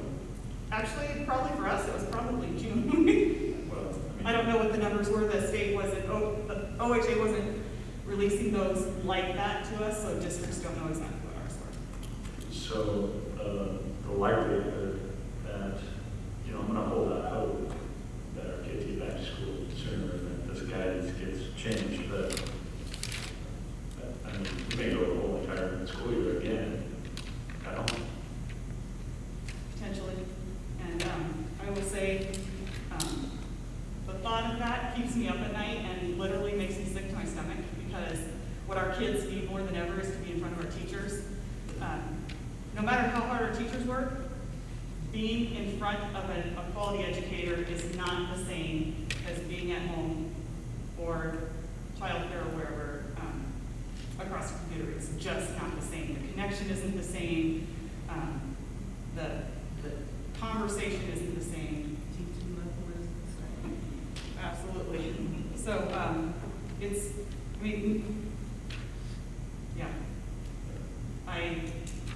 Sad. it's very sad. Our most at-risk students, to think of our students going all year without being an educator, I'm concerned about the kids we're going to lose. I will say that at this point also our enrollment numbers are down as a district, and not surprising, we aren't seeing the kindergarten enrollment that we've seen in the past. There's some restrictions about transfers. Is that accurate? That kids can't have a school district all of a sudden say Echo that opens up and all of our kids go to Echo. I mean, there's some restrictions across. So the Utah County Moral Superintendents met last week and put a hold on the inter-district transfers, which would be like Hermiston, Echo, Hermiston, Stanfield, Umatilla, those. If a student has been transferring, we will accept those that have already been transferred in the past, or kinders in a family that has already been on a transfer. But you're absolutely right, Mayor Drosman, that for the larger districts are saying we don't want all of our kids to leave because the smaller districts are going to be able to open before we will. And the smaller districts are saying we can't take your kids because they mess with our cohort sizes and our model, and then we aren't going to be able to open. So we have put a moratorium on new interdistrict transfers for this year in Umatilla-Morrow County. Are teachers allowed to teach from a classroom? At this point, we will be bringing all of our teachers in. They will be teaching in their classrooms, in their actual teaching space. Comprehensive distance learning will look very different than what distance learning in the spring looked like. That was a complete 180 overnight, and as hard as people worked, you know, the constant changing, the guidelines are constantly changing from the Department of Education. You know, one day we were grading, the next day we were past incomplete. So we know that things will look very different. We learned a lot. Our teachers will be actually in a teaching space, so when our kids see their teacher teaching, they'll be in their teaching space teaching. It will be a little more schedule driven in that there will be set learning times that will happen. We are hoping later this week to be able to release those schedules, elementary and secondary, kind of secondary has one schedule, elementary has another. To be able to release those later this week, we're just finishing vetting with our teaching staff. Okay. Other questions? Yes, Mr. Brogan? Superintendent Winnie, I can't hide my excitement whatsoever. I'm telling you right now, I'm smiling under my mask, knowing when I heard those 3 names and for the potential elementary school, and that really, really goes a long way. My heart's full of joy. I can't say it enough, and I can't have my emotion behind it. So it's really, really great to see that, and you know, maybe for me as a person of color, that was the first thing that hit me. I know I'm also teaching. I know there's like a lot of other things going on, but that hit me like right before it. That's really amazing, and thank you for the hard work that you've done and collecting the feedback and seeing that this is something that the community would want, appreciate. I guess on another point, it's frustrating as a teacher to not be able to see our kids. A while ago, a couple city council meetings ago, said the same thing about use a PPE, wear your mask, wash your hands, do all this stuff, and it's just really sad and short-sighted that our community didn't respond immediately to following the regulations, to wearing a mask when they were supposed to, with the recommendations that came out. It's really annoying to wear all this stuff, but I just wish our community knew it was important from the very get-go. Unfortunately, I wish our president wore a mask a lot earlier, because it's really unfortunate, but there's people that only will listen to him. They won't listen to me, counselor, they won't listen to Mayor Drotzman, they probably won't listen to Superintendent Trish Mooney, but they'll listen to the president. And it's just really hard that it took our federal administration a long time to actually, you know, go with this and see this as a problem, because now it's obvious that our students are suffering. And whatever you think about this pandemic or not, whatever you think about COVID or not, obviously it's definitely affected our city, it's going to affect our kids' future, and I just want to let everybody know, it's crucial that we stay persistent with this. The numbers will come down eventually, but if our attitudes don't change, they won't. I don't want to end on later, but thank you again. Thank you again for the research that you've done and the surveying, and it means a lot to the community, and I know that you're doing everything you can in your power to try to make students' experiences the best that they can at this point, so thank you. I actually sent a message to staff on Friday and shared that no matter where you are on the political spectrum or what conspiracy theory you believe in or don't believe in or who your favorite NFL team is, right now it's all about getting kids back to school. And I'm not, by any stretch of the imagination, a Dallas Cowboys fan, but I was like, I would wear a Dallas Cowboys jersey every day if that's what it took to get kids back to school. It's like right now, I think if nothing else resonates with people, it should be that. This is what we need to do to get our kids back to school. And we know that our economy doesn't fully return until our kids are back in school. It is a huge impact on families across our community, not being able to have our kids face-to-face instruction. And so it's critical that we all do whatever it is that we need to do, step up and do our part to get our kids back. So you did push back the start date, We did. September 8th. Correct. So teachers will actually have some professional in-service on better ways to help educate a kindergarten, for instance, or a high schooler, for instance, on how to engage them in an online format. So originally, the first day of school would have been August 24th. For students, that's now going to be the first day of in-service, and teachers will have 2 weeks of in-service. We are opening schools in a way that no one has ever done it before. So our most veteran teachers and our brand-new teachers have something in common because we've not done this before. We felt like we owe it to our teachers to allow them the time to offer them the professional development, give them the time to work and plan and really be ready for our students when they start on September 8th. So are there, you said there isn't, there's not a formula there, but there are online success stories in education.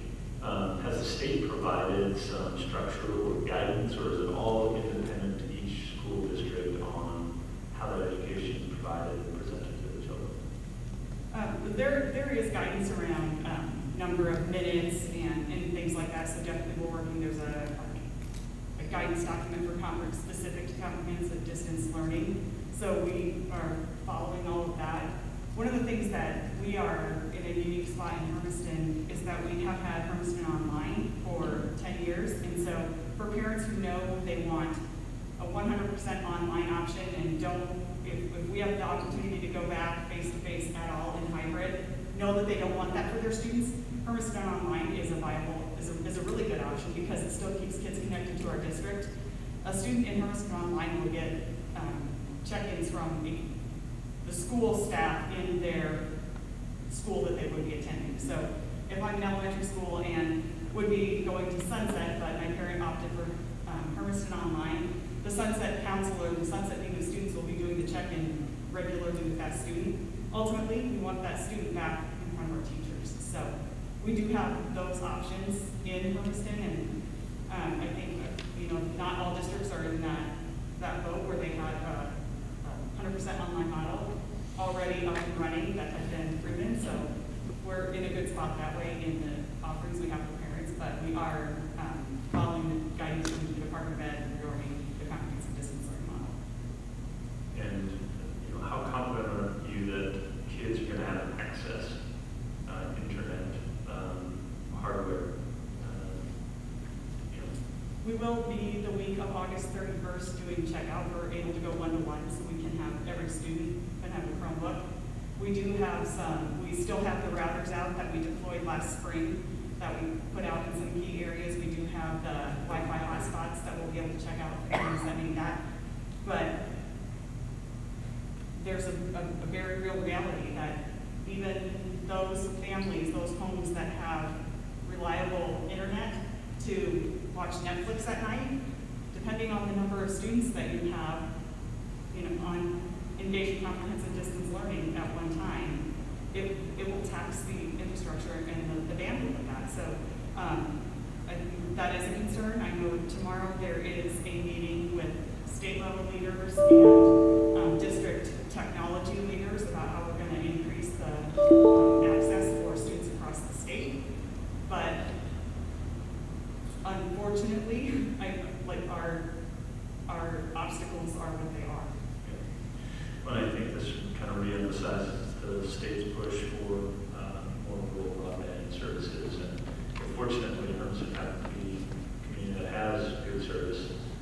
There are other communities in our county, neighboring counties, that don't. There's actually blackout spots and spots that don't have any access to, and if they had to go online, I'm just not sure how they would do that. I think they're offering packets, maybe. Are you guys doing packets like paper product as well? Some of what we did in the spring for students who maybe didn't have the internet capability was flash drive, so they could see still in that electronic format, but plug in a flash drive that would be updated and changed out. So, and I think that offers, I mean, there will still be some paper things, but we want for the student who maybe doesn't have the Wi-Fi access to, as closely as possible, to replicate what their peer who does have Wi-Fi access can access, so. Yeah, I think unfortunately this impacts our most needy students the worst, and losing those kids and falling through the cracks, I think will be detriment of this year in our education system, unfortunately. So I worry about that. And well, we have our newcomers program for our students who are, recent arrivals to the United States. And so in addition to a language barrier, we have a lot of students who come to us who have never accessed formal education in the past. So it is a huge hill to climb for our most needy students, without a doubt. But I'm confident in my Hermiston School District administrators and teachers and staff that we're going to overcome and we're going to produce the best product we possibly can. It's going to take a village. It's going to take all of us. I agree. And I applaud all the parents that are making that difficult decision on whether I go to work or whether I stay home and educate my kids. And it's created some challenges among the workplace as well as, you're going to have a lot of people that aren't going to be coming back to work because they need to stay home and they need to make the right decision for their children, and I applaud them for doing so. So I encourage our employers to allow some flexibility as well. It's not only just a parental family decision, it's a business employment decision that businesses can hopefully work with their employees to be flexible and allow them some time to have the opportunity to educate their children and be there for part of the day at least, to oversee and help support, especially our little guys. I mean, I just can't imagine kindergarten trying to do an online education. It's challenging. So the schedule will accommodate most of the synchronous learning happening in the morning time. So in the afternoon, there will be the asynchronous, so think about it like the project, the work kids are doing in class. They will have more of those opportunities. That will also be opportunities for teachers to engage with small groups or work on interventions and reach out to individual students or small groups of students. That's awesome. So you guys will be coming out with your schedules here pretty soon so that employers could, should they choose to participate or make more creative options for their employees, maybe flex the day around the morning or afternoon. So that would be awesome. So yeah, I look forward to that so employers can also make adjustments to their schedule. Yeah, Emily. As far as you were the teacher in lab, what was the percentage that the kids exceed last year? It's really hard to quantify student success from last year, and that is for a few reasons. Number one, when the closure happened, the guidance from the state with seniors who were on track to graduate, who wouldn't, in a traditional year, wouldn't have been done, they were completed. But the shift also to a pass incomplete model, if a student, the guidance from ODE was basically a student, if they couldn't access, they couldn't fail. So it's hard, even with the incomplete, we're still going back and have to allow opportunity for students to demonstrate their learning. For example, if a student got an incomplete in Algebra 1, they won't take Algebra 1 this fall. They'll move on to, well, I don't really know if the sequence is Algebra 2, but let's assume it is. They'll move on to the next math class, and if the first semester of that math class, they get a passing grade, then the math grade from last year turns into a pass. So it's, with a lot of moving parts, it's hard to have a real solid number on the numbers, on the percentage of our students that were able to be successful in that format. Thank you. I think the unique challenges too is you had, 20% attendance potentially, I've heard. And if you had a fifth grader and they lost a third of their year, they started sixth grade, a third behind. And so are you, looking at different education formats to get them back up to speed so that they're really a sixth grader? So I think across across the state, and actually across the nation, that's an issue because schools shut down. Right. So parents who were very concerned with my students falling behind, all kids were at the same place. So while they weren't falling behind where their grade level peers were, they weren't accelerating where they would have been had they been in school. This year, our teachers are doing, actually they started last year, even at the end of last year, re-identifying the priority standards and saying, okay, at this grade level, what do we really have to get our kids? Like where did they leave and what is the information we have to get them so we can take the next step? So it is, without a doubt, our teachers are working very hard to identify those standards and make sure that we're catching our kids up, but we've never been in a situation with a complete shutdown before, so it's hard to even gauge that. Well, I hope our parents, I hope our children take it serious. I know the school district is going to take it serious. Those kids need that education. They need to be in front of a teacher. They need the growth that comes along with education process, and I strongly encourage them to be as active and engaged in the process as possible. Make sure kids don't fall behind, and they do continue progress in becoming valuable citizens to our community, because we need them maximize their education if possible and come back and participate in our community. Any other comments? Yes, David?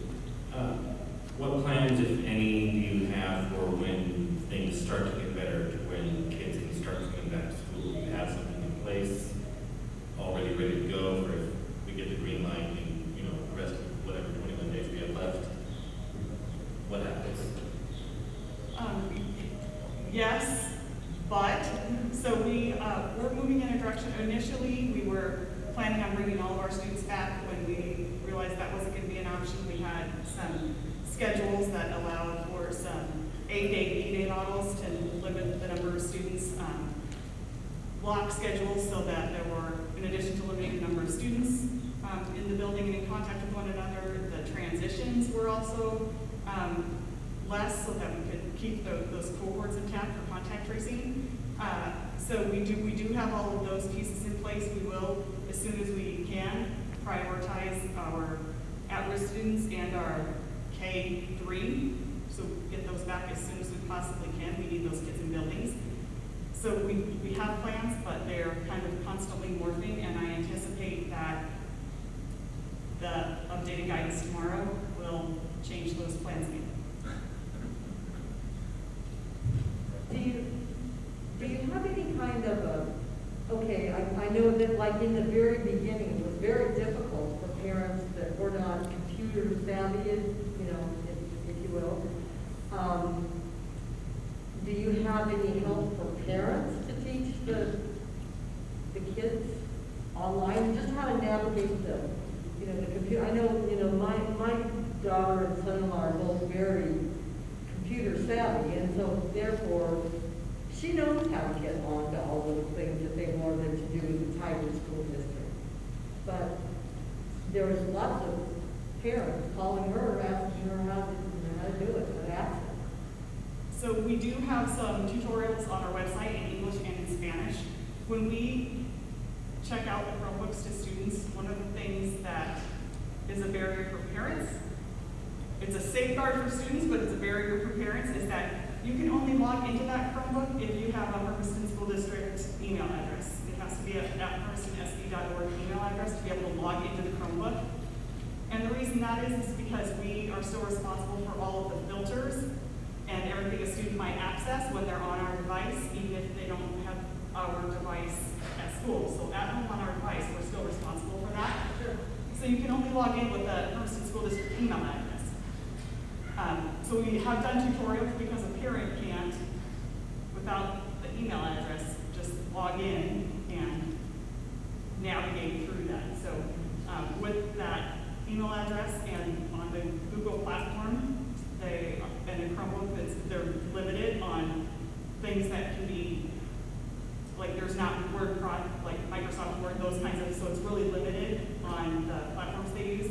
And it will be a lot of working with, especially our new students and our parents kind of at the same time. Teachers will be doing a reach out. We tutor is available, as we can have people at the district office. We have been doing some one-on-one registration support, which is another way we can offer support to parents. Parents can call the district office, helping them log in.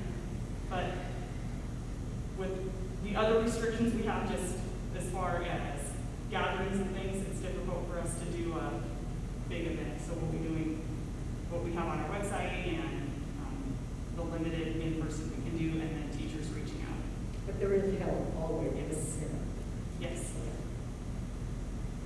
Dr. Mooney, have you done public outreach messaging? Have you done a video to the community? This is where we're at, this is where we're going, this is what Hermiston School District's got to do. So people hear this. I mean, you have probably a couple of people that are listening this evening and may watch it later, but have you guys planned public outreach to kind of make sure everybody's hearing from you the truth about what's going forward?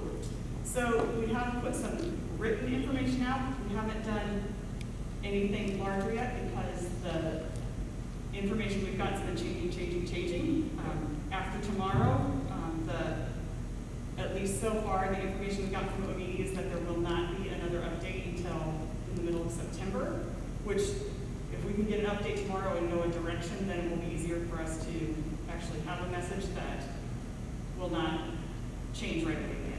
That's the shifting of messages has been problematic. Absolutely, yeah, throughout this entire thing, that's part of the problem, not just with schools, but all of the messages. Absolutely.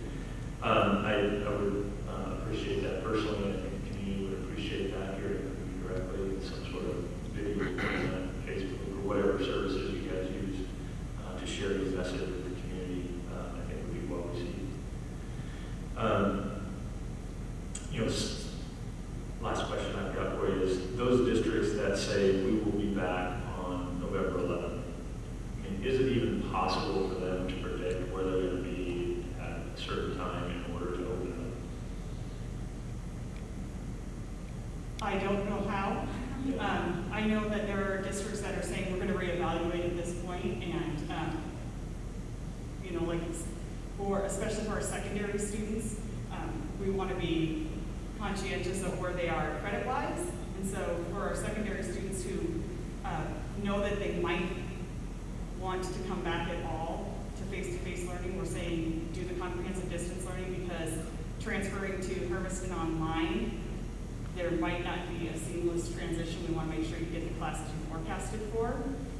But really, with the release of the metrics, it's a evaluate and see where we are. So I actually have notes on my calendar in my office when I can look at metrics, but I don't know that we're at a point where it would be beneficial to put a date out there. No, I agree. So it's just day by day, week by week. Yeah. Any other questions, Councilman? Thank you for your time and very generous with us this evening. Super important conversation for our community about where we are, where we're going as far as the education process for our children. Please participate, please stay engaged, do what you can to prevent the spread of the pandemic so that our kids can get back into school, our parents can get back in the workforce, and we can return to semblance, normal semblance of life as it is moving forward. So, we're now on to committee reports. Any committee reports this evening? Yes. So the recreation projects fund actually met via email. We discussed a couple of recommendations. And so we successfully awarded Hermiston Youth Wrestling, Hermiston Downtown District, Inland Northwest Musicians, Cinco de Mayo, Campus Life in May to drive for the projects that they have set forth. So it's pretty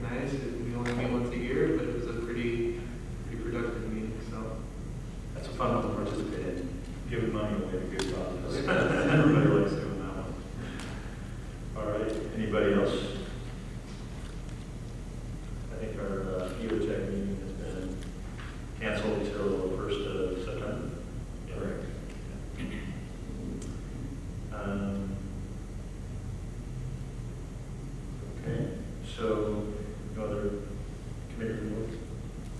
Okay. Mayor's report. I had a couple of questions I guess I wanted the chief to kind of answer. We've been having this conversation with homelessness across the community over the last several months. And I don't know about the rest of the council, but I felt like, and maybe it's just because we're talking about it so much, but I felt like I see new faces in our community, new homeless residents, and maybe it has to do more with pandemic issues. So I wonder about, the concern that was expressed several council meetings before regarding this magnet idea of are we going to be drawing homeless members to our community just because we start talking about opportunities for shelter. And so, Chief, just wondering, homelessness situation, your interactions, have you guys seen a significant uptick or numbers-wise, have we seen changes? We are. And is it significant? It's to the point where I've had several conversations with the city manager, and then I went back to look at the calls for service that we dealt with from August 1st through today's day shift. So for the first 10 days this month, 39% of the calls for service that day shift deals with has a transient or transients associated with it, and 30% of the late shift calls. And what would that be on an average daily basis? For day shift, it could be, and these are only the calls that make the shift log. Right.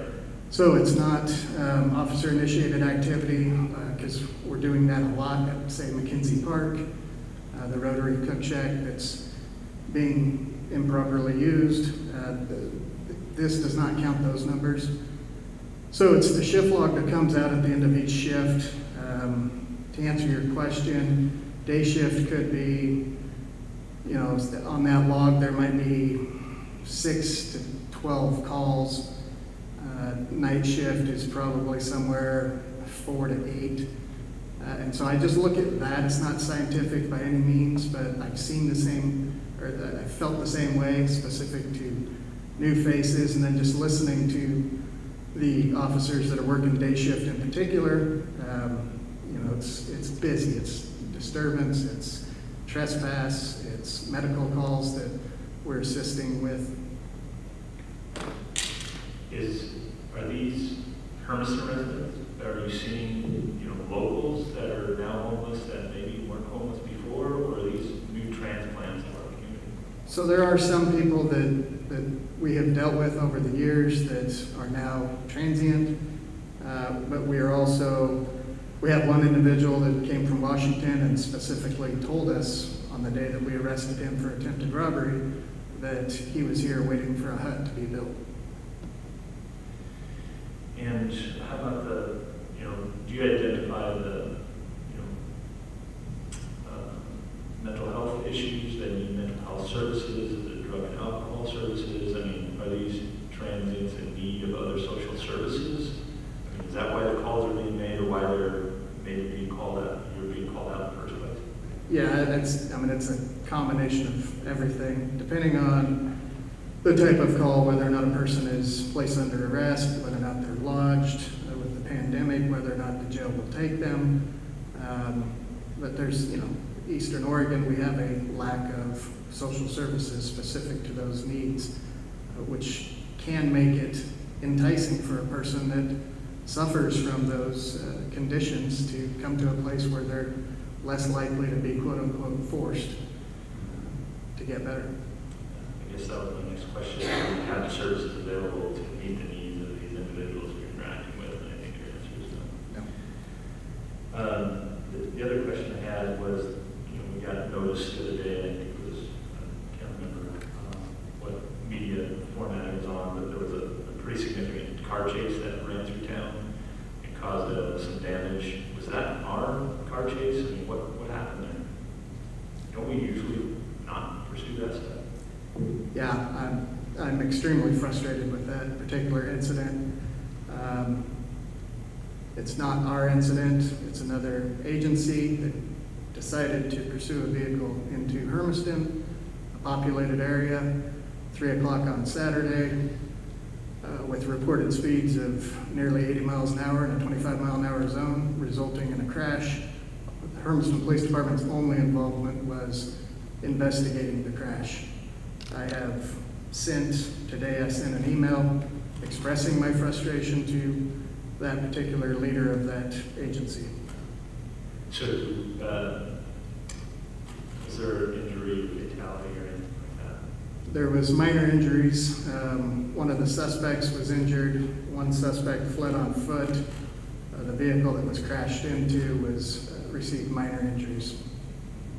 But, fortunately, nobody was seriously injured in those situations. That is why I think your statement in the past is not the pursuit to let that stuff go, so that it doesn't result in an innocent bystander injury or fatality. Correct. Our policy has about 8 different factors that a supervisor needs to weigh in a split seconds moment to decide pursue or not pursue. One of the most obvious factors is this a known offender? Is this somebody that can be picked up at a later time? Well, I believe the unfortunate situation happened on Highland,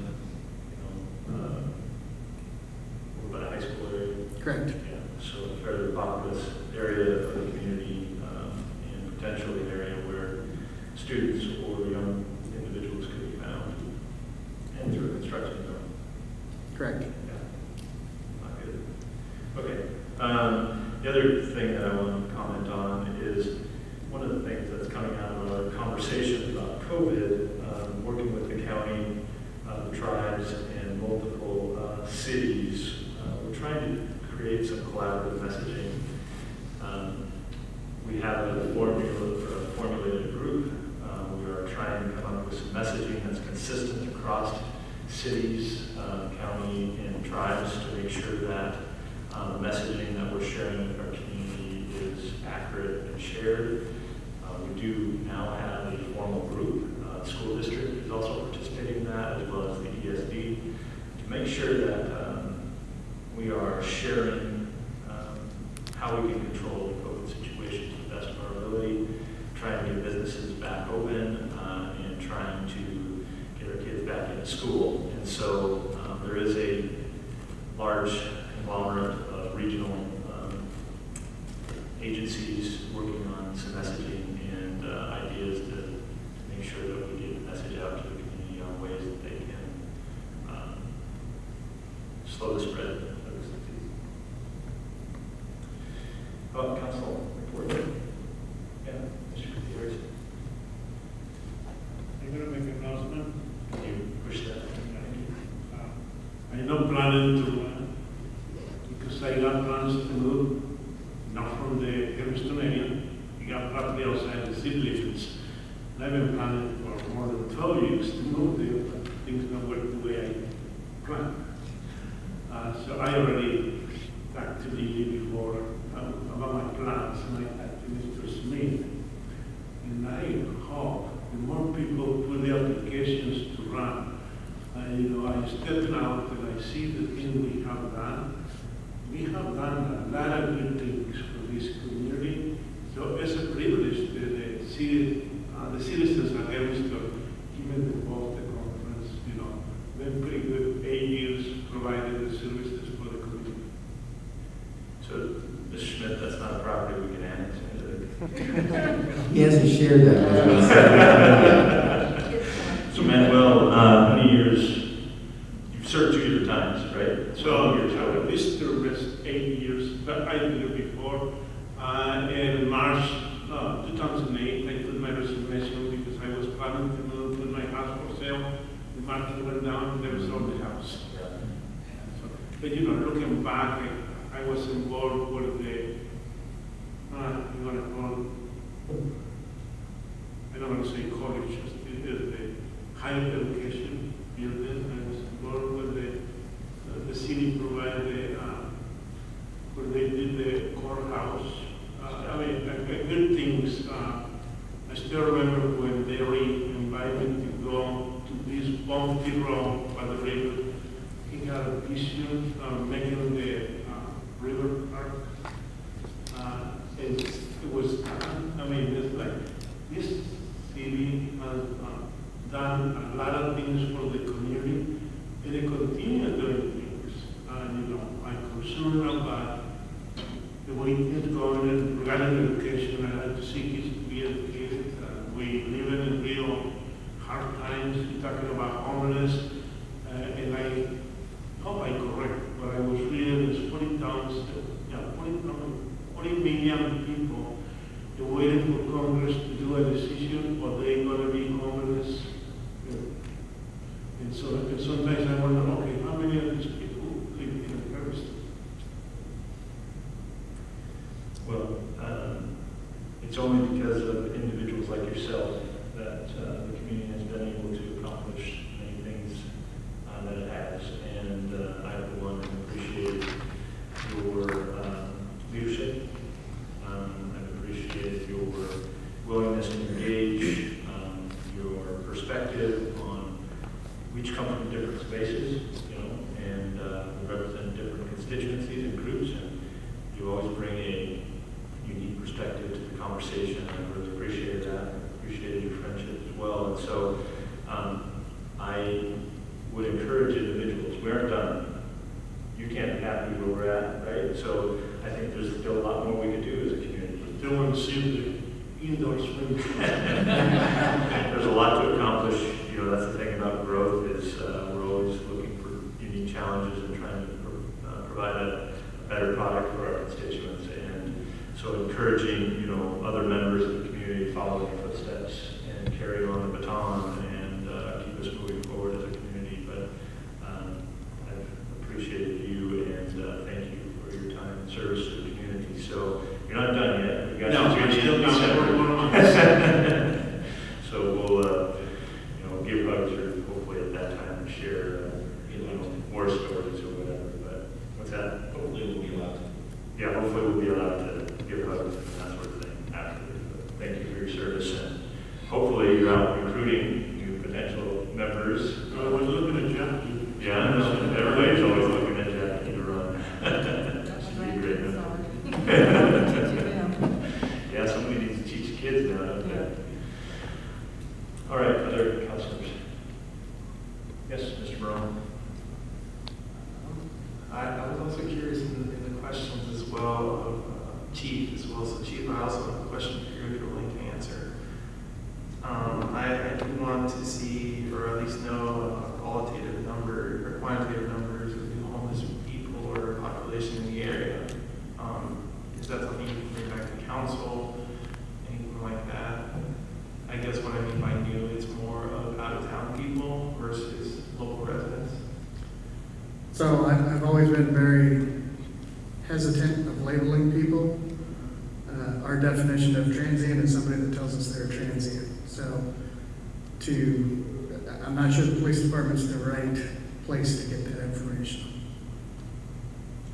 Understand, thank you. I guess that was more so just because of the question, I was going back and forth that I figured, I'd also just ask and see, because there's obviously been experiences that you said, but I'm a numbers guy. I like quantitative numbers, and so I understand experiences. But I guess even to Manuel's point, I understand that, with COVID hitting and, taking a toll more on our economy, landlords are struggling and renters are struggling to pay rent. We haven't received any stimulus funds for our American citizens here, and I understand that there's probably going to be more homeless people or transient people if we don't do something on the federal level. So I echo your comments, Manuel, what you're saying there. It is a real worry.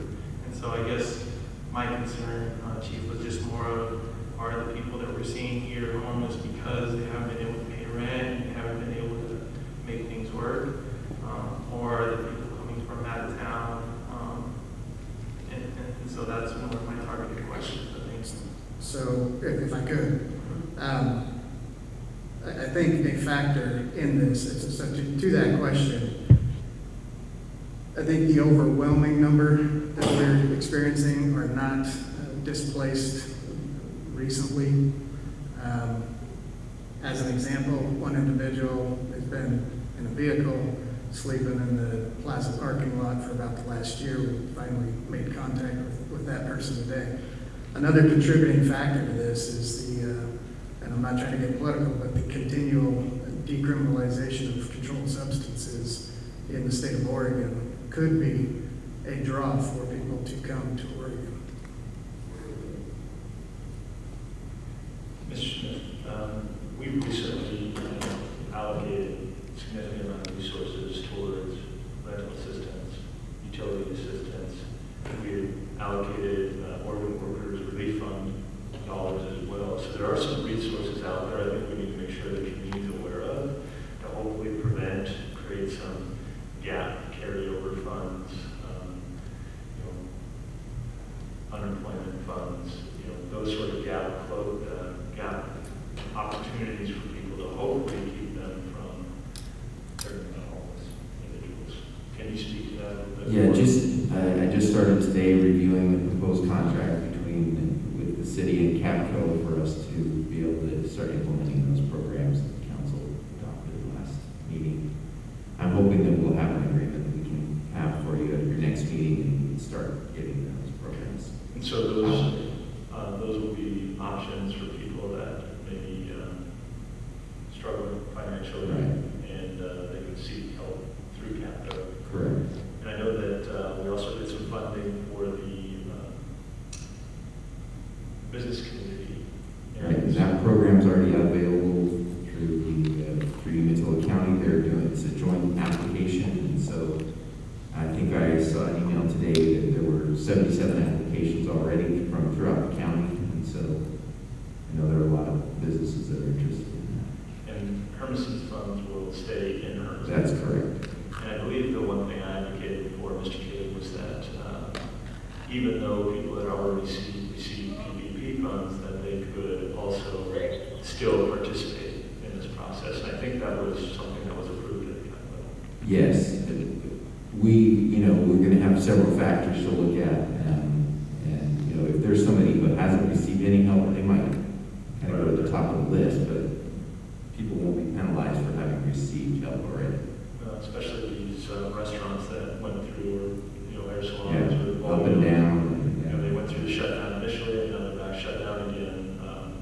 This was originally anticipated it was going to be a 6 to 8 week shutdown, and it's now month 5. So I think there's lots of those marginal businesses that are struggling right now, and so they should be, we should look at them as an opportunity to help them as well. Anything else from the council? Yes.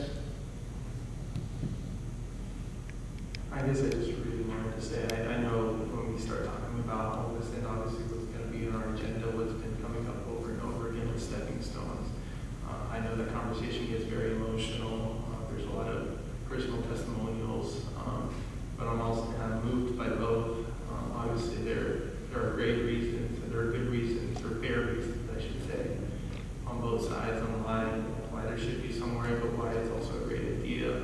And so I want to try to strip some sort of emotion from this and just kind of look at it factually, get pros, cons, and everything like that.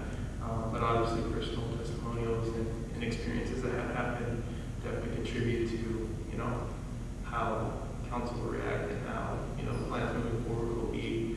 I just look forward to continuing to learn from both parties, both sides, businesses, community members, and see exactly what is best for our community. Thank you. Mr. Smith, do you have anything? Yeah, just a couple of quick things. We've talked about it, most of the things. Along those lines, this Wednesday at the Planning Commission, there will be another discussion of, and we need to separate this. It's not the Stepping Stones project. This is an alteration to our zoning code that would allow some sort of a temporary emergency shelter. That conversation will go on with the Planning Commission on Wednesday. Just the council will let you know, Funland continues to move forward. There's construction going on there. We've received 3 out of 6 of the shipments of materials, so that will continue to make progress. We will be publishing soon a website where you can watch online, The other thing, just got word today, we've been working with ODOT and UEC on trying to get a crossing light over on Elm near View Park and the UEC parking lot. And I think we finally have come together on how we can pay for it and what we can do. So hopefully in the next few meetings, we'll have a IJ with ODOT to formalize that agreement. And I'm hoping that we might be able to see that in place before it's too cold to pour concrete this year, but I can't guarantee that right now. Awesome. Do you have an updated timeline on opening the fund? Do we have any ideas? Well, it looks like now some of the pieces might be delayed until October, so it's going to be difficult to try to get that done before it's too cold to put in the surfacing. So Or replace everything that's been done in this certain it needs to be, yeah, it has to be above freezing by quite a bit. So. right now, the community can't use parks anyway. So Right. So I think the community would appreciate the project being done to the best of its ability rather than rushing it. So right, we want to make it done well. Great. Yeah. Excited. Our donations continue to come in for the fund project. We just received some additional donations recently for shading. Obviously, some of the streets that we have around there had to come down as well, so there's not a lot of shade up there. So we'll have some shading opportunities there too, so excited about that. Anything else? That's it. Thank you. All right, we are adjourned.